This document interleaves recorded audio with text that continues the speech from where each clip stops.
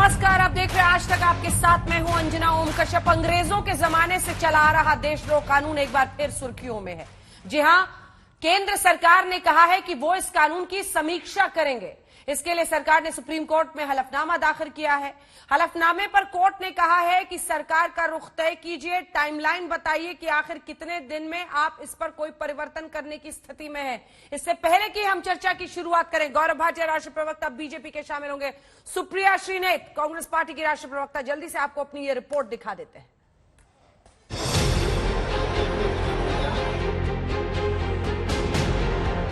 अनेकों बहस, अनेकों टकराव, अनेकों सरकारों के हाथ में सियासी हथियार बनने के 100 साल बाद अब सुप्रीम कोर्ट का लेंस भारत के देशद्रोह कानून पर आ टिका है।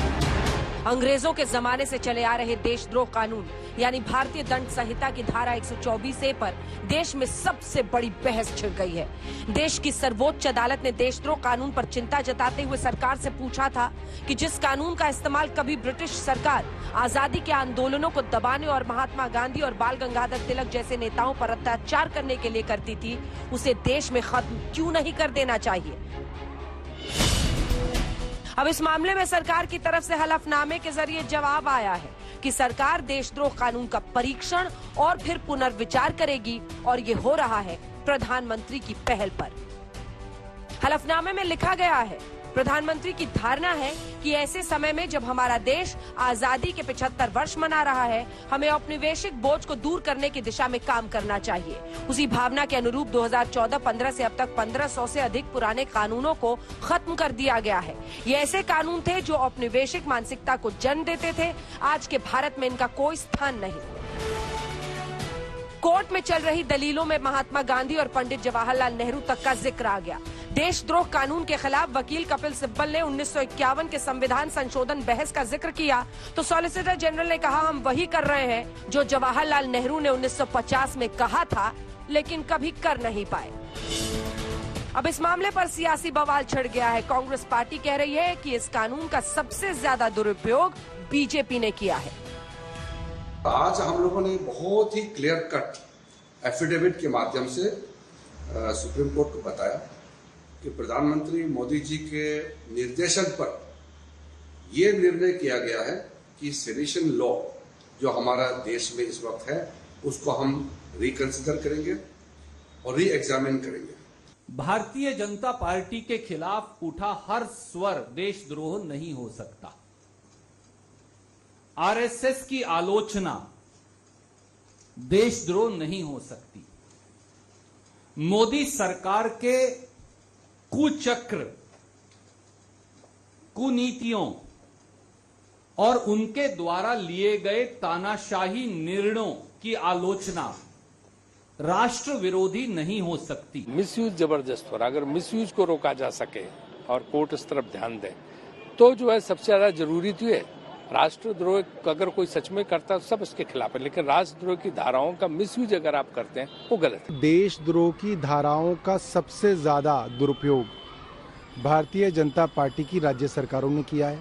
मुझे लगता है कि भाजपा ने जिस तरह से इसका दुरुपयोग किया, अब भाजपा को डर सता रहा है कहीं बाकी राज्य सरकारें भी अगर उसका दुरुपयोग करने लगें तो भाजपा के नेताओं के लिए काफी कठिन समय रहेगा। ये तो कई वर्ष से ये स्थिति चल रही है और जिस तरह से ये राष्ट्रवाद का नारा के साथ साथ उग्र राष्ट्रवाद को बढ़ावा दे रहे हैं और जो भी विरोधी हो या प्रश्नकर्ता हो तो उसके ऊपर वो सेडिशन थोप रहे हैं, देशद्रोही का सर्टिफिकेट दे रहे हैं। अभी लोकतंत्र है, अभी ये राज का विरोध करना, राष्ट्र का विरोध करना नहीं होता है।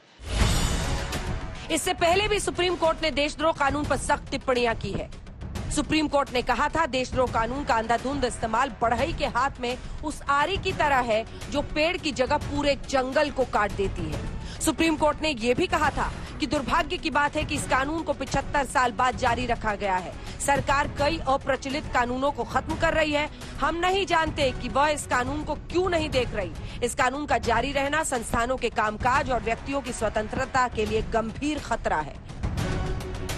क्या कार्टूनिस्ट, क्या नेता, क्या पत्रकार, ऐसे अनेकों मामले हैं जब देशद्रोह कानून के लगाए जाने को सियासी बदले के तौर पर देखा गया। अब सवाल यही कि क्या इस कानून में बदलाव की घड़ी आ चुकी है। अनीशा माथुर के साथ आज तक ब्यूरो। कई खास मेहमान आज हमारे साथ बहस में जुड़ रहे हैं। हमारे साथ गौरव भाटिया, राष्ट्रीय प्रवक्ता बीजेपी के जुड़ रहे हैं, सुप्रिया श्रीनेत प्रवक्ता कांग्रेस पार्टी की जुड़ रही हैं, अनुराग भदौरिया हमारे साथ जुड़ रहे हैं, प्रवक्ता समाजवादी पार्टी के। तीन खास मेहमान जो कि वकील भी हैं, कांग्रेस पार्टी के नेता भी हैं। मनीष तिवारी जी हमारे साथ कुछ देर के लिए जुड़ेंगे, अभिषेक मनु सिंह भी हमारे साथ जुड़ेंगे, अश्विनी कुमार जी जो कि वरिष्ठ नेता भी हैं, वकील भी हैं, ये सभी हमारे साथ जुड़ेंगे। कानून मंत्री भी रह चुके हैं अश्विनी कुमार जी, उनके पास भी चलेंगे। लेकिन चर्चा की शुरुआत करते हैं जल्दी से, और उससे पहले कुछ आंकड़े आपके सामने रख देते हैं। फिर गौरव भाटिया जी, पहला सवाल लेकर मैं आपके पास आऊंगी। हम कुछ आंकड़े रख रहे हैं देशद्रोह के केस 2010 से 2022 के बीच में जो हुए हैं अलग अलग राज्यों में। बिहार सबसे ऊपर है, उत्तर प्रदेश 127, झारखंड आपने देखा, कर्नाटक में 54, कुल 867 केसेस हुए हैं। 5 राज्यों में 559 केसेस इनमें से हो गए हैं। ये है कुल गिरफ्तारियां जो है वो 13,306 गिरफ्तारियां देशद्रोह के केस में हुई है। अब अगला आंकड़ा आपको दिखाते हैं। देशद्रोह के जो केस हुए हैं 2016 में 35, 17 में, 2018 में 35 और 19 में भी, 20 में भी आप देख रहे हैं जो आंकड़ा है। अब अगला दिखाइए आंकड़ा। देशद्रोह केस में जो गिरफ्तारियां हुई हैं उसमें कैसा इजाफा हुआ है। 2016 में 48, लेकिन 2017 में 228, उसके बाद 18 में 56 और फिर आप देख रहे हैं 19 में 99 और 44 2020 में। अगला आंकड़ा आपको जल्दी से दिखा देते हैं। देशद्रोह केस में सजा की जो दर है वो क्या रही है। 2019 में देखिए ये आंकड़ा सबसे ज्यादा आंखें खोलने वाला है। सिर्फ 3% कन्विक्शन रेट रहा है 2019 में। हालांकि 2020 में फिर ये 33 पर पहुंचा, जो कि इसका मैक्सिमम कन्विक्शन रेट है। 2016 में भी ऐसा था, 17 और 18 में 17% और 15% रहा है। 3% सिर्फ कन्विक्शन हुआ है, यानी सजा हुई है देशद्रोह के मामलों में। और हम आपको एनसीआरबी के डेटा भी अलग अलग जगहों के दिखा रहे हैं। देशद्रोह का शिकंजा, इस कानून का शिकंजा किस तरह से साल दर साल कितनी गिरफ्तारियां होती रही हैं। हम आपको ये भी दिखाएंगे कि किस राज्य में कौन सी सरकार किस पर लगा रही है। ये आंकड़े दिखाते हुए गौरव भाटिया जी, पहला सवाल आपसे दाग देते हैं, और वो सवाल ये है कि क्या इस बार वाकई आप ये जो देशद्रोह कानून है उसको खत्म करने की मंशा रखते हैं या डिलेइंग टैक्टिक्स है। क्योंकि जो कांग्रेस के नेता हैं वो यही कह रहे हैं कि ये डिलेइंग टैक्टिक्स है आपका, क्योंकि 2-3 दिन पहले ही आपने कोर्ट में कहा था कि आप इस कानून के हक में हैं और पहले के सुप्रीम कोर्ट के फैसले को सही ठहराया था आपकी सरकार ने। मिस्टर भाटिया। अंजना जी, देखिए, आप हम पे कुछ भी दागिए, लेकिन अभिव्यक्ति की आजादी को गला घोट के मारने का अगर किसी पे इल्जाम है तो वो कांग्रेस पार्टी पे ही है। और मैं आपके प्रश्न का उत्तर जरूर दूंगा, एक अधिवक्ता होने के नाते भी दूंगा, लेकिन कुछ बातें मैं कहना चाहूंगा। जो तथ्य आज चर्चा का विषय नहीं है बल्कि निष्कर्ष निकाला जा सकता है, 74 साल में किसी भी सरकार की हिम्मत नहीं हुई कि वो सर्वोच्च न्यायालय में हलफनामा दे के ये बात कह दे कि हम पुनर्विचार करेंगे और ये जो राजद्रोह का अपराध है इस पे उचित कार्रवाई करेंगे। मोदी जी, जिनके लिए विपक्ष क्योंकि उनको हरा नहीं पाता है, इसलिए बार बार अपशब्द कहता है कि लोकतंत्र को खतरा है, अभिव्यक्ति की आजादी को खत्म करना चाहते हैं। आज उसी यशस्वी प्रधानमंत्री ने और उनकी सरकार ने ये हलफनामा सर्वोच्च न्यायालय में दिया है। और सबसे बड़ी बात यह है कि आज सिद्ध हो गया है कि नागरिक स्वतंत्रता, अभिव्यक्ति की आजादी का जो हक है, संविधान द्वारा दिया गया है, उसके सबसे बड़े पक्षधर अगर कोई है तो वो नरेंद्र मोदी जी हैं। दूसरी बात, मैं कांग्रेस की आंकड़ों पे और कैसे उन्होंने इसका दुरुपयोग किया है बाद में आऊंगा, लेकिन एक बात जरूर कहूंगा, जो सर्वे आप दिखा रही हैं अंजना जी, ये थोड़ा सा सही नहीं होगा, क्योंकि इससे इस निष्कर्ष पे नहीं पहुंचा जा सकता है कि मोदी जी की सरकार ने ये मामले दर्ज किए हैं। अंजना जी, प्रदेश की सरकारें भी सेडिशन का, राजद्रोह का मुकदमा लगा सकती हैं। तो आपने उत्तर प्रदेश का उदाहरण देके मैं बताता हूं, आपने कहा 2010 से 2022 तक जो है इतने राजद्रोह के मुकदमे कायम हुए।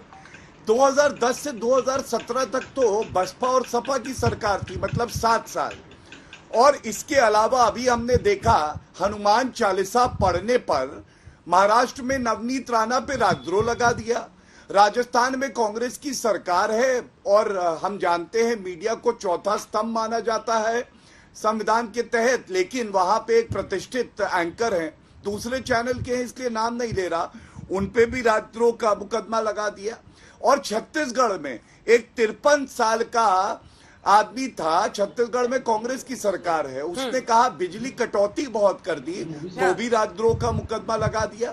तो ये तो आप कांग्रेस से सवाल पूछिए कि जवाहरलाल नेहरू जी से लेके आज भी सोनिया गांधी का ही वर्चस्व है, तो ये राजद्रोह के मुकदमे क्यों लगाते हैं? और अंजना जी, मैं एक बात और उजागर कर दूं, देखिए कितना दोगलापन है। इनका मैनिफेस्टो है 2019 का अंजना जी, जिसमें इन्होंने कहा था हम राजद्रोह खत्म कर देंगे। उसके बाद क्या हुआ अंजना जी? अभी भी जहां प्रदेश में सरकारें हैं, मैंने राजस्थान, महाराष्ट्र, छत्तीसगढ़ सबका उदाहरण दिया, राजद्रोह खत्म करने वाले ही राजद्रोह का मुकदमा उनपे लगा रहे हैं जो प्रश्न पूछ रहे हैं प्रदेश की कांग्रेस सरकारों से। ठीक है, जल्दी से सुप्रिया जी इसका जवाब देंगे। दोगलापन क्या होगा? सुप्रिया जी से जल्दी इसका जवाब लेते हैं। सुप्रिया जी, वो कह रहे हैं आपकी राज्य सरकारें लगाएं, और हमने देखा हनुमान चालीसा मुख्यमंत्री के घर के बाहर पढ़ेंगे जाकर, इस पर देशद्रोह लग गया नवनीत राणा पर। सुप्रिया जी, नहीं, उस पर आपने ये भी देखा कि कोर्ट ने क्या टिप्पणी दी, और अभी मैं उस पर जवाब दूंगी। लेकिन सबसे पहले तो जिसके घर शीशे के होते हैं ना, वो पत्थर नहीं फेंकते हैं। और दोगलेपन की बात भारतीय जनता पार्टी को नहीं करनी चाहिए। प्रतीक्षम किम प्रमाणम। आज कह रहे हैं कि रिव्यू करेंगे। अभी सैटरडे को 7 तारीख को इन्होंने कोर्ट में क्या कहा कि नहीं, 1962 का सुप्रीम कोर्ट का जो जजमेंट है केदारनाथ का under section 124A of the penal code sedition का, उसको रिव्यू करने की कोई आवश्यकता नहीं है। सैटरडे को बोला रिव्यू नहीं करेंगे। जब 3 जज बेंच जस्टिस रमन्ना द्वारा जो हेडेड है, उन्होंने कहा कि हम पेटिशनर्स की बात सुनेंगे। पेटिशनर्स में एडिटर्स गिल्ड है, रिटायर्ड मेजर जनरल्स हैं जो कह रहे हैं फ्री स्पीच पे अटैक हो रहा है। अब आज कह रहे हैं कि नहीं जी, हम तो सेडिशन लॉ को रिव्यू करने को तैयार है। सैटरडे को कोर्ट में बोला है रिव्यू करने की कोई जरूरत नहीं है। और भी बता दें, ये भी बोला है this must be treated as a binding president. और आगे कहा है instances of abuse of the sedition law do not justify any review of the judgement. तो इनका कोई हृदय परिवर्तन नहीं हुआ है। सुप्रिया जी, इसके बाद अरे प्रभु, तो जब दोगलेपन की बात ये कर रहे थे तो दोगलापन पहले अपना बताए। सैटरडे से मंडे तक का दोगलापन की जो बात कर रहे थे, उस दोगलेपन को मैं जाहिर करना चाहती हूँ। पवन जायसवाल नाम के एक निर्भीक पत्रकार थे जिनकी अभी 3-4 दिन पहले कैंसर से मृत्यु हो गई। भगवान उनकी आत्मा को शांति दे। उन्होंने मिर्जापुर में बच्चों को नमक रोटी दी जा रही थी मिड डे मील में, ये सच दुनिया को दिखाया। उनके खिलाफ इन्होंने सेडिशन का केस लगाया। और ऐसे तमामों जर्नलिस्ट है, तमामों एनजीओ वाले हैं, तमामों एक्टिविस्ट हैं जिनके खिलाफ ये केसेस लगाते हैं, साक्ष्य नहीं होते हैं, प्रूव नहीं कर पाते और मुंह की खाते हैं कोर्ट में। ये सच है। आप नेहरू तक जाइएगा, लेकिन पिछले 8 साल में इस देश में सेडिशन लॉ का जो दुरुपयोग हुआ है अपने राजनीतिक प्रतिद्वंदियों के खिलाफ, जिन लोगों ने आपकी आलोचना की, उनसे सवाल पूछने के लिए, उनको प्रताड़ित करने के लिए जो हुआ है, वो सारे देश ने, सारी दुनिया ने देखा है। तो यहां पर बैठकर किसी को प्रवचन मत दीजिए सेडिशन लॉ पर, क्योंकि सेडिशन लॉ का दुरुपयोग जितना मोदी सरकार ने किया है, उतना किसी और ने नहीं किया है। मेरा अपना मानना यह है कि जिस यूएपीए को ये नहीं, अभी आप उत्तर नहीं दीजिए, अभी मैं बोल रही हूँ, आप बीच में नहीं बोले, मैं बीच में नहीं बोली थी, तो आप भी शांत रहिए, थोड़ा सहनशीलता दिखाइए। सेडिशन चार्ज मेरे ऊपर नहीं लगा दीजिए। अंजना जी, आप रेगुलेट करिए। अंजना जी, सबसे बड़ी बात ये है, हो जाएंगी वरना। ठीक है, ठीक है, वो अपनी बात पूरी करिए सुप्रिया जी, उसके बाद भदौरिया साहब आपके पास आ रही है। मैं सबसे बड़ी बात ये कहना चाहती हूँ, पिछले 8 सालों में इस देश ने एक बहुत बड़ा डिफरेंस देखा है। और वो क्या डिफरेंस है? सरकार की आलोचना करना देशद्रोह हो गया है। सरकार से सवाल पूछना हमारा हक है। ये कानून अंग्रेजों ने बनाया था महात्मा गांधी और गंगाधर तिलक जैसी आवाजों को बंद करने के लिए। यूके ने ये कानून 2009 में बंद कर दिया था। हमने अपने मैनिफेस्टो में 2019 में कहा ये कानून हटाएंगे, और हम आज भी इस बात को यकीन रखते हैं कि ये कानून हटना चाहिए। लेकिन इसकी जगह पर कोई और बड़ा कानून आ जाए और देशद्रोह का आरोप लगाए, वो भी स्वीकार्य नहीं है। और इसकी मुझे मंशा है कि सरकार ऐसा कर सकती है। ठीक है, अनुराग भदौरिया जी, अनुराग भदौरिया जी, सरकार की नीयत क्यों शक हो रहा है आप लोगों को? इस बार तो प्रधानमंत्री की मंशा का जिक्र किया गया है एफिडेविट में, और कहा गया है कि प्रधानमंत्री चाहते हैं कि इस पर पुनर्विचार हो, और ऐसे कई कानूनों को सरकार ने निरस्त किया है। अनुराग जी, देखिए, अब केंद्र सरकार पे आप कितना विश्वास करेंगे ये बता दीजिए। यही सुप्रीम कोर्ट को केंद्र सरकार ने एक बार बोला था कि केंद्र सरकार ने जब पूछा तो कहा कि हम इस पे सहज हैं, हमें कोई दिक्कत नहीं है। यही तो बोला था केंद्र सरकार ने सुप्रीम कोर्ट को। और उसके बाद जब सुप्रीम कोर्ट ने बोला कि इस पे, फिर सुप्रीम कोर्ट को जब केसेस चले गए तो कहते इस पे विचार ना करें, क्योंकि उनको विचार करेंगे तो वो खारिज कर सकती है सुप्रीम कोर्ट इनके केसों को जो इन्होंने लगाए हुए हैं। तो अब ये दो तरह की बातें खुद ही करते हैं, सुप्रीम कोर्ट से खुद ही कहते हैं कि अभी उनको उन पे विचार ना करें, अभी हम उस पे देख रहे हैं। तो ये जो सरकार है, ये जो अभिव्यक्ति की आजादी की बात करती है, दरअसल में अंग्रेजी रूपी सरकार है। ये अंग्रेजी कानून को ज्यादा यहाँ पे लागू करना चाहती है, क्योंकि उनसे ये ज्यादा प्रभावित रहते हैं। क्योंकि अंग्रेजी कानून आप जानते ही हो, डिवाइड एंड रूल, सुन तो लीजिए, डिवाइड एंड रूल करने का काम कौन करता था इस देश के अंदर? अंग्रेजों ने। तो वही तो मैं कह रहा हूं ना, तो ये सरकार की जिम्मेदारी बनती थी ना। आप आए थे, आप भी तो उनसे सवाल भारत बनाएंगे, संविधान का डिजिटल भारत बनाएंगे, हम अपना भारत बनाएंगे, ये मेरा भारत होगा। मेरा भारत में अंग्रेजी कानून का क्या काम है, जरा बता दीजिए भाई। ये तो अपना भारत है ना, नया भारत है। नए भारत में आप अंग्रेजी का कानून क्यों लादना चाहते हो? क्योंकि आप कोई कुछ बोलेगा, जैसे बोला गया कि पत्रकारों पे इन्होंने देशद्रोह का, राजद्रोह का मुकदमा लगाया। सोचिए आप, पत्रकारों के ऊपर में। लोग, ऐसे लोगों के राजनीतिक तो चलो समझ में आता है, लेकिन पत्रकार अगर आपकी बात बता दे, पत्रकार ये बता दे कि मिड डे मील में गड़बड़ी पाई जा रही है, तो आप उसमें राजद्रोह का मुकदमा लगा देते हैं। सोचिए आप। तो अंजना जी, आप भी ध्यान रखिएगा, मैं पत्रकारों की बात कर रहा हूं, ये पत्रकारों पे भी राजद्रोह का मुकदमा लगाते हैं, राजनीतिक लोगों पे तो लगाते ही हैं। तो आप हमारी समझ में नहीं आ रहा है कि भारतीय जनता पार्टी को शिवसेना ने सिखाया है कि कांग्रेस ने सिखाया है, किसने सिखाया, ये समझ में नहीं आ रहा है। क्योंकि भारतीय जनता पार्टी चाहती है कि हम कांग्रेस से भी 4 कदम आगे निकल जाएं, क्योंकि इनकी परसेंटेज बढ़ती चली जा रही है। यूपी में 127 लोगों पे मुकदमे लगाए हैं। इनसे पूछो कि इनकी सरकार में कितने लगे हैं और हमारी सरकार में लगे थे या नहीं लगे थे? किस पत्रकार पे लगा था जरा बता दीजिएगा, किस डॉक्टर पे लगा था जरा बता दीजिएगा। अभी कांग्रेस पर टिप्पणी की अनुराग जी, तो इस रेस में आप किसको तेज मानते हैं? बीजेपी बहुत आगे निकल गई, बीजेपी इसमें बहुत आगे निकल गई भाई। कांग्रेस ने भी यही काम किया था, लेकिन बीजेपी कह रही है भैया आपसे मैं आगे हूँ हर बात में। ठीक है, और बाटे जी जवाब लगाए थे हम तो। कोई आपकी सरकार के खिलाफ बोले, डिसेंट यानी मतभेद हो, ऐसे में आप उसको सीधा देशद्रोह बनाकर उस आदमी को सजा देते हैं। ये आरोप है आपकी सरकार पर, इसीलिए आपको सूट करता है देशद्रोह कानून। अंजना जी से पूछ लीजिए कि देशद्रोह कानून होना चाहिए कि नहीं। मुझे थोड़ा समय दिया जाएगा, मैं बस यही उम्मीद करता हूँ। आपने मेरे पहले सवाल का भी जवाब नहीं दिया था गौरव जी। तो सरकार पे सवाल उठाए। गौरव जी, एक पहले सवाल का आपने जवाब नहीं दिया था, वो भी दीजिएगा। वो सवाल ये था, दोहराती हूँ, वो सवाल ये है कि कोई टाइमलाइन है कि देशद्रोह कानून पर आपने कहा है कि इसका निरीक्षण और पुनर्विचार करेंगे, ये कोर्ट में कहा है आपने एफिडेविट में, इसका कोई टाइमलाइन है कि कब तक करेंगे? बिल्कुल कहा है। ठीक है, तो अंजना जी आपके सवाल से ही शुरुआत करता हूं। 74 साल तक कोई हटा नहीं पाया एक सार्थक जो है प्रयास सरकार द्वारा किया जा रहा है, जो दिखाता है कि हम अभिव्यक्ति की आजादी का सम्मान करते हैं। तो पूछा जा रहा है कि टाइमलाइन है कि नहीं है। मैं समझता हूं देश की जनता को प्रधानमंत्री जी पे, सरकार पे विश्वास है, जल्दी सही निर्णय लिया जाएगा।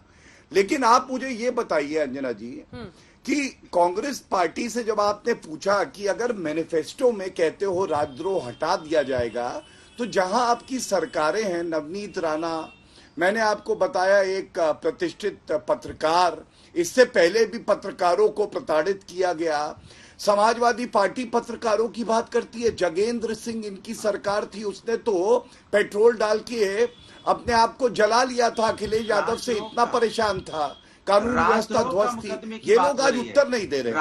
मैं लेकिन कुछ बात कहूंगा, इनको शांत करा। राजद्रोह की बात हो रही है। ठीक है, भदौरिया जी पूरा कर ले अपने। अंजना जी अच्छा नहीं, देखिए फिर मैं तोता बुलाऊंगा, अच्छा नहीं लगेगा। फिर मैं धन्यवाद। देखिए सबसे बड़ी बात क्या है, मैं एक सवाल फिर से दोहराता हूं, बहुत बुरा लग जाएगा। फिर मैं ताते तू तो तोता ताता हो गया मिस्टर भदौरिया प्लीज कमाल की बात। जी नहीं, चलिए एक बात बताओ, कितनी कारावास सजा हो सकती है और कौन सी धारा में है राजद्रोह, बताइए। नहीं आप छोड़िए एक मिनट, अभी इनको संभालने दीजिए। कौन सा बताइए, कानून कौन सा है, कौन सी धारा है और कितनी सजा है? आपने बुलाया है ना इनको, ये बहुत बड़े विशेषज्ञ है कानून के, बता दें। अभी ये पूछ रहा हूँ, नहीं बता पाएंगे। कितने 127 बताओ कितनी सजा है, सरकार में है, कितनी सजा है बताओ। कितने राजद्रोह लगाए जरा बताइए। मैं सवाल सीधा पूछ रहा हूँ। आ गए ना लाइन पे। 127 अंजना जी देखिए, इसीलिए कहता हूँ कितने केस भारतीय जनता पार्टी के या 2017 से लेकर अब तक भारतीय जनता अंजना पार्टी जी यूपी में प्लीज कितने इनको केस चुप लगाए? करा दीजिए, ये चर्चा कितने खराब केस करने लगाए आते हैं, बताइए इनको ना। कुछ नहीं अब मैंने पता। सवाल पूछ दिया तो चुप करा दो। 2017 से लेकर 2022 तक कितने आपने केस लगाए राजद्रोह के, बताइए, आपको मालूम है? अंजना जी नहीं मालूम है देखिए, आपको, मैं अगर चैलेंज आपको इस करता हूँ, तरह नहीं से मालूम है चर्चा आपको। करानी अब सुन है, ये लीजिए। आपका डोमेन है, एक सेकंड मैं इस प्लीज। पे आपत्ति दर्ज कर इसीलिए रहा हूँ, मैंने इनको चुप पहले ही करा कहा दीजिए था कि प्लीज। पेपर जूम इन किया हुआ है, बताइए क्या पॉइंट आप कह रहे थे। जी बोलिए। हाँ, मैं देखिए पहले कांग्रेस की बात कर लेता हूं, उसके बाद समाजवादी पार्टी का जो घिनौना चेहरा है उसे उजागर करूंगा। ये कपिल सिब्बल जी का ट्वीट है और देखिए इसको दो भाग में बांटते हुए बताता हूं दर्शकों को। पहला भाग, देशद्रोह के कानून को खत्म किया जाए, ये कहते हैं, और असली देशद्रोह तब होता है जब सत्ता में बैठे लोग संस्थाओं के साथ छेड़छाड़ करते हैं। और आगे लिखते हैं, इन लोगों को 2019 के लोकसभा चुनाव में दंडित करिए, सरकार बदलो देश बचाओ। तो दंडित तो जनता ने कर दिया कांग्रेस पार्टी को, इनका तो कहीं मुंह दिखाने लायक जो है हालत नहीं रही। और जो मैं आंकड़ों के साथ आपको अंजना जी बता रहा हूं, देखिए, waging war against the country, इससे भी अभिव्यक्ति की आजादी जो है उस हक को खंडित किया जाता है। आपको मालूम है सबसे ज्यादा मामले कहां पे हैं? झारखंड में 2020 का एनसीआरबी डेटा 56 है, उत्तर प्रदेश में 0 है, उत्तराखंड में 0 है। अब सेडिशन पे बात कर लेते हैं, बिहार में 0 है। मैं 121 की बात कर रहा हूं, waging war against the country, जिसमें की फांसी की सजा है। अंजना, ठीक है, ठीक है। हाँ, मैं भी 2020 की दिखा रहा हूं, मैं भी। और अब उसके बाद सेडिशन पे आ जाते हैं। आपको मालूम है राजस्थान में इनकी सरकार है, 4 मुकदमे इन्होंने राजस्थान में लगाए, पश्चिम बंगाल में 2 मुकदमे लगे। जब ये लोग राजद्रोह के अपराध के खिलाफ हैं तो उसका इस्तेमाल क्यों कर रहे हैं? और कपिल सिब्बल जी की बात, अपना मैनिफेस्टो, क्या यही भूल गए हैं ये लोग? अब समाजवादी पार्टी पे आते हैं। अंजना जी, समाजवादी पार्टी तो वो पार्टी है जिनका मैनिफेस्टो मेरे हाथ में है। ये मैनिफेस्टो, ये तो आतंकवादियों के भी मुकदमे वापस लेने की बात करते थे, आतंकवादियों के मुकदमे वापस होंगे और लेने लगे। उसके बाद इन आतंकवादियों के मुकदमे वापस लेने से कोर्ट ने, न्यायालय ने मना करा, फटकार लगाई अखिलेश यादव को, और बाद में उनको सजा हुई। ये इनकी हालत है। अब आप मुझे बताइए, ऐसे लोगों से चर्चा करनी पड़ती है जो आतंकवादियों के लिए भी कहते हैं कि इनके मुकदमे वापस हो जाने चाहिए। और मैं इतना ही कह के अंत करूंगा, अंजना जी, 1500 ऐसे कानून हैं जो नरेंद्र मोदी जी की सरकार ने वापस लिए क्योंकि वो पुराने हो गए थे, जिससे कि प्रशासनिक दिक्कतें आती थी। आज एक अच्छी पहल हुई है, लेकिन तारीफ करने के लिए आपको शब्द नहीं चाहिए होते, बड़ा दिल चाहिए होता, जो विपक्ष के पास नहीं है, जो अपने मैनिफेस्टो में लिखते थे 74 साल नहीं कर पाए, आज उसकी तारीफ करने की बजाय उसकी बुराई कर रहे हैं। जवाब सुनिएगा। अंजना जी, अभी आतंकवादी की बात बताई जा रही थी। जरा पूछेंगे भारतीय जनता पार्टी से काजू किशमिश खिलाते हुए जहाज से कौन ले गया था जर महमूद को? चलिए सर, आपको आपके घर तक छोड़ आते, कहाँ कोर्ट कचहरी के चक्कर में पड़ोगे, वकील करना पड़ेगा, बहुत झंझट होगा। आइए चार्टर्ड में बैठाते हैं, आपको बढ़िया खाना खिलाते हैं और आपके कंधार तक आपको घर में छोड़ के आते हैं। कौन लेके गया था भैया?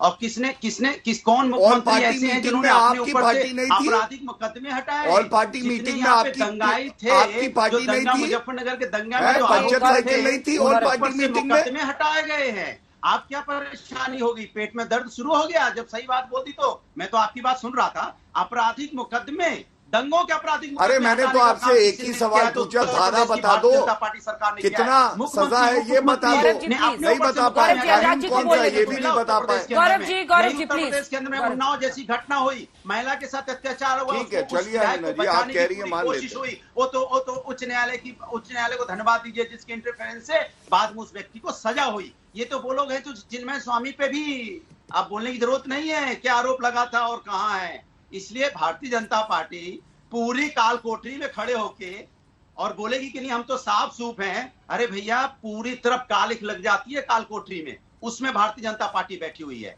और इस तरह की जब बातें करती है तो उनका चेहरा सामने आ जाता है कि ये वो लोग हैं जो आतंकवादियों को घर तक छोड़ के आते हैं, और इनकी राजनीति सिर्फ इतनी है। नहीं अंजना जी, एक एक करके उत्तर देने का समय दे दीजिए। आपके दो पैनलिस्ट विपक्ष से बैठाए हुए। ठीक है, मैं सुप्रिया जी, नहीं अंजना जी, एक एक करके मौका वो आपका मैनिफेस्टो दिखा रहे थे, आपका मैनिफेस्टो है, फेयर नहीं, फिर आपके राज्यों में संगत नहीं है। अरे देखिए, विपक्ष की आवाज मजबूत होनी चाहिए गौरव जी, आप तो सरकार हैं, आपको जवाब देना ही है सबका। सुप्रिया जी, अरे ऐसा नहीं हो, चर्चा में हम लोग सब लोग आते तैयारी करके मैनिफेस्टो में चाहते हैं, लेकिन आपका सम्मान है, आपके सम्मान में मैनिफेस्टो में आप मैनिफेस्टो में लिखते हैं कि कानून को खत्म करना चाहते हैं, और फिर आपकी राज्य सरकारें वही कानून लगा रही हैं सब पर। मैं आपकी जानकारी के लिए और आपके व्यूअर्स की जानकारी के लिए ये बताना चाहती हूं कि सुप्रीम कोर्ट ने इसको रीड डाउन किया था 1960 में, और इस सेडिशन लॉ को रिस्ट्रिक्ट किया गया था इंसाइटमेंट ऑफ वायलेंस, उन्माद या हिंसा भड़काने के लिए। और ऑनरेबल कोर्ट ने, जिसने महाराष्ट्र में उस दंपति को बेल दी है, उन्होंने कहा है कि आप चुने हुए निर्वाचित लोग हैं, जो आप कर रहे थे वो गलत है, आपको इसके बाद मीडिया से बात नहीं करनी। वो सर्वथा उसके बाद भी मीडिया से बात कर रहे हैं, उन पर छोड़ देते हैं, लेकिन आप बात कर लेते हैं इस सरकार की, क्योंकि ये सरकार आज ढोंग कर रही है हटाने का। ये वही सरकार है जिसने सदन में कहा था ऑक्सीजन के बिना एक भी मौत नहीं हुई, 47 लाख मौतें हुई है WHO के अकॉर्डिंग इस देश में कोरोना के चलते। ये वही सरकार है जिसने सुप्रीम कोर्ट में, तुषार मेहता ने, सॉलिसिटर जनरल ने खड़े होकर कहा था, माय लॉर्ड, एक भी प्रवासी मजदूर सड़कों पर नहीं, और चिलचिलाती गर्मी में लाखों मजदूर अपने घर का रास्ता तय कर रहे थे। ये वही सरकार है जिसने सैटरडे को कहा पेटिशन को डिसमिस कर दीजिए, जो चैलेंज करता है इस लॉ को, और 2 दिन बाद उस लॉ को आज डाइल्यूट करने की बात करते हैं।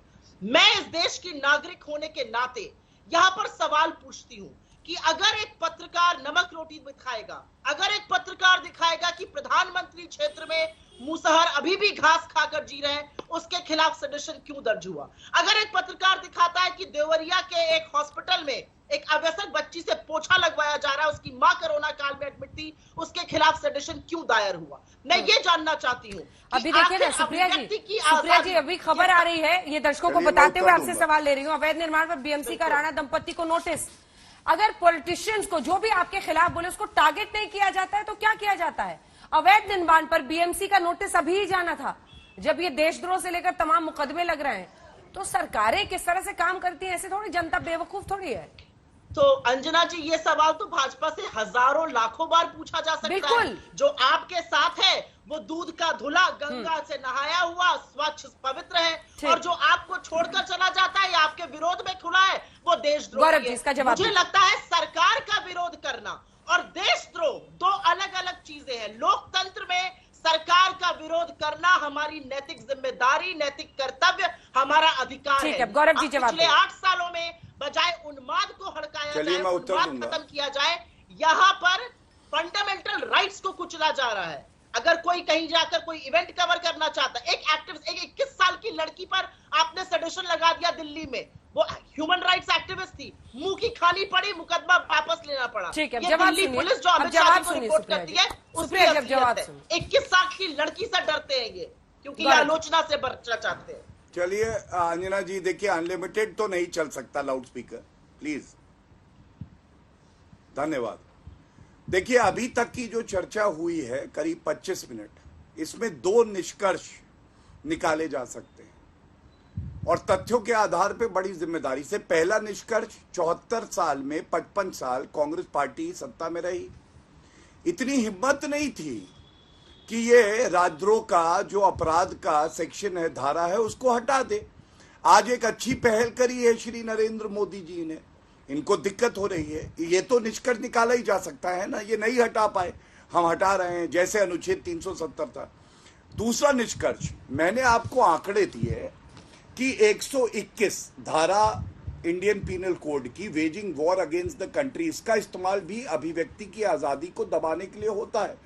56 केस झारखंड की सरकार ने लगाए, वहां तो ये भी साथी हैं। मैंने आपको राजस्थान का उदाहरण दिया, मैंने आपको बताया किस तरह से प्रेस की ये लोग बात करते हैं, और चैनल के मैनेजिंग एडिटर थे, तलोजा जेल ले जाया गया, हमने सबने देखा। आज राजस्थान में एक और प्रतिष्ठित पत्रकार हैं, उन पे भी लगाया गया। आप मुझे बताइए ना अंजना जी, ये सवाल तो पूछना बनता है कि आप 124A लगाते हैं और उसके बाद यहां पे आके अभिव्यक्ति की आजादी की बात करते हैं। ये बात अलग है कि काला अध्याय आजादी के बाद अभिव्यक्ति की आजादी को गला घोटा गया, वो आपातकाल था जो इंदिरा गांधी ने लगाया था। और मैं एक बात अंजना जी और कहूंगा, होता क्या है, देखिए बड़े बदलाव, ऐतिहासिक निर्णय जो नरेंद्र मोदी जी की सरकार ले रही है, अनुच्छेद 370 का हटाना हो, अब राजद्रोह का जो अपराध है उसको खत्म करने पे विचार विमर्श हो रहा है, इन लोगों की आग लग जाती है और ये कहते हैं कि चुने हुए सदस्य जो हैं उन पे लगाया जा रहा है। आप मुझे बताइए, जब सोनिया गांधी ने कहा था दिल्ली दंगों से पहले लड़ाई है, वो चुनी हुई सांसद है ना, उन पे राजद्रोह नहीं लगना चाहिए। 54 लोगों की जान चली गई और वो कह रही है आर पार की लड़ाई लड़ेंगे, बाहर निकलो। उस कानून के बारे में जो पार्लियामेंट में, संसद में पारित हुआ, सर्वोच्च न्यायालय में मामला लंबित था।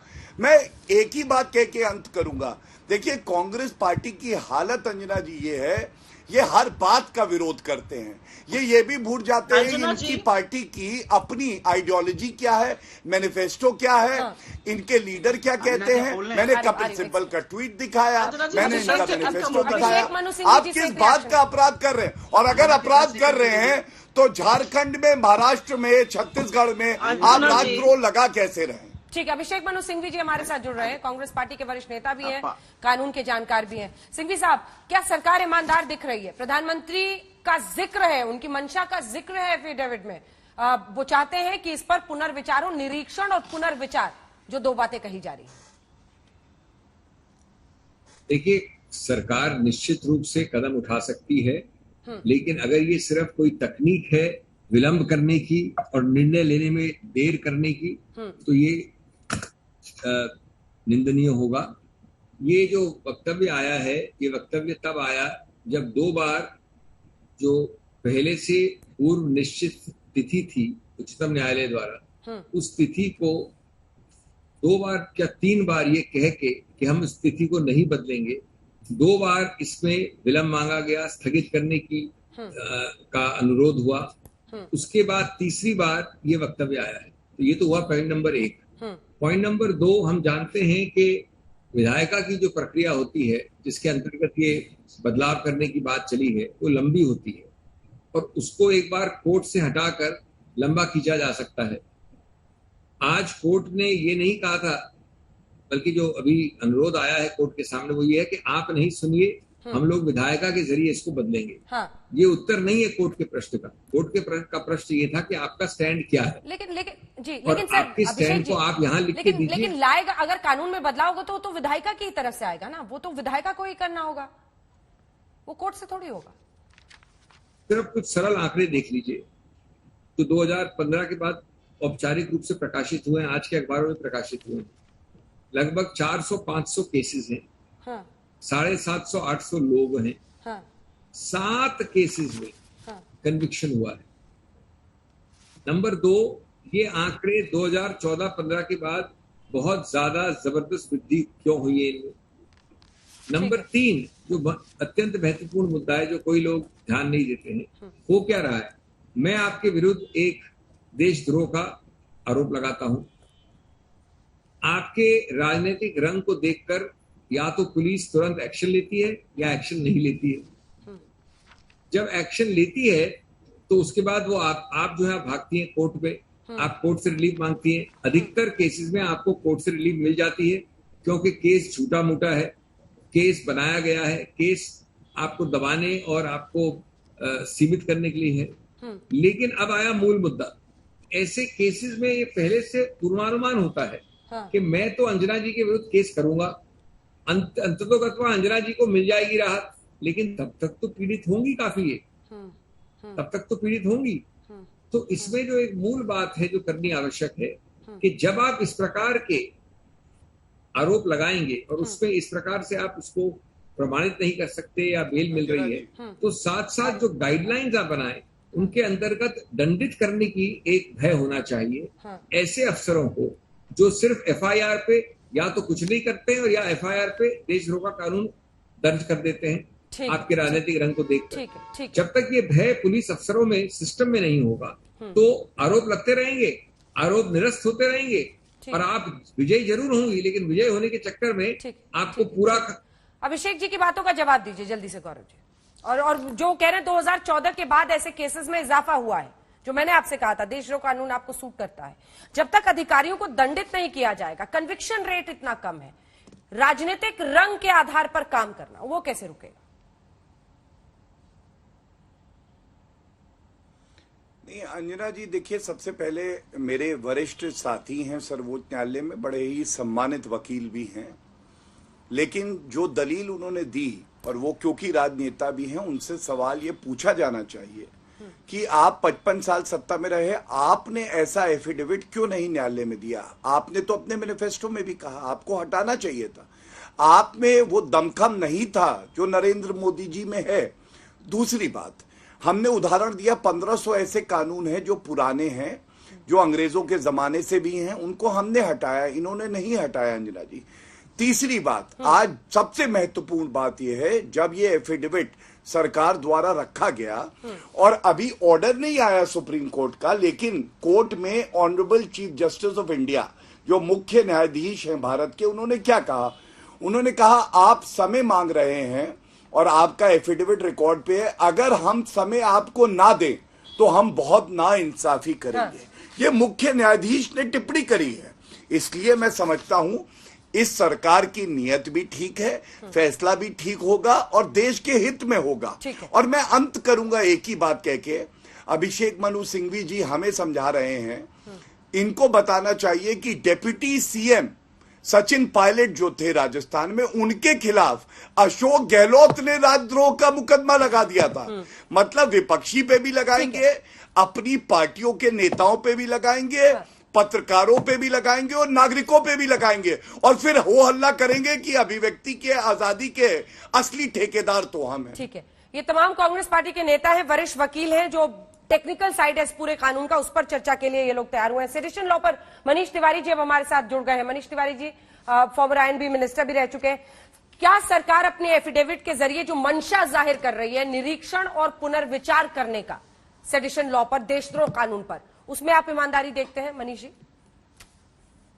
देखिए अंजना जी, जो केंद्र सरकार ने हलफनामा दायर किया है, जहां तक मेरी जानकारी है, शायद उच्चतम न्यायालय ने उसके ऊपर आज टिप्पणी करते हुए कहा है कि ये पुनर्विचार जल्दी होना चाहिए। और मेरा ये मानना है कि ये जो सेडिशन का कानून है, जो फौजदारी के कानून का एक बहुत ही महत्वपूर्ण और दुर्भाग्यपूर्ण अंश है, इसको जितनी जल्द से जल्द हम हटा सकें उतना बेहतर रहेगा। अगर आपको याद हो, जब अंग्रेजी साम्राज्यवादी सरकार महात्मा गांधी जी के ऊपर मुकदमा चला रही थी, तो उन्होंने भी धारा 124 का जिक्र करते हुए ये कहा था, this is the prince among the political sections of the Indian penal code. तो इसलिए इस चीज के बावजूद कि उच्चतम न्यायालय की एक खंडपीठ ने इसको सही ठहराया था आज से 4 दशक पहले, समय आ गया है कि इसको भारत की फौजदारी के कानून से हटाए। गौरव जी से मैं सवाल एक लूंगी इस पर आपका जवाब, लेकिन मनीष जी, आज नेहरू जी का नाम भी आया सुनवाई के दौरान, जब कपिल सिब्बल जो कि इस तरह से वकील थे, उन्होंने कहा कि जब संविधान संशोधन बहस हो रही थी तब जिक्र आया था कि इस देशद्रोह कानून को खत्म करना चाहिए। इस पर सॉलिसिटर जनरल ने कोर्ट में कहा कि उन्होंने, जो नेहरू जी ने कहा था लेकिन किया नहीं, उसको ये सरकार करना चाहती है। मनीष,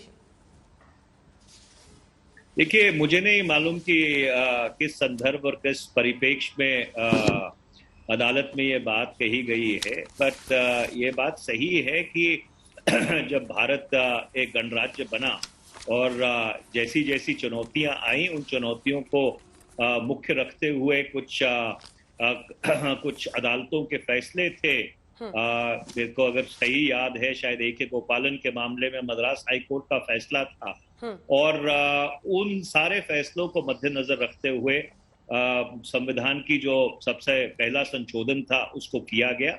पर अगर कोई व्यक्ति ये कहता है कि भारत के पहले प्रधानमंत्री फ्रीडम ऑफ स्पीच और एक्सप्रेशन से कमिटेड नहीं थे या उनकी उसमें दिलचस्पी नहीं थी, तो ये बहुत ही हास्यास्पद बात है। जवाब दीजिए इसका। आज 2021 में 2022 में जो 1950 में हुआ था उसका जिक्र करना मुझे लगता है कि एक बहुत ही बचकाना रवैया है।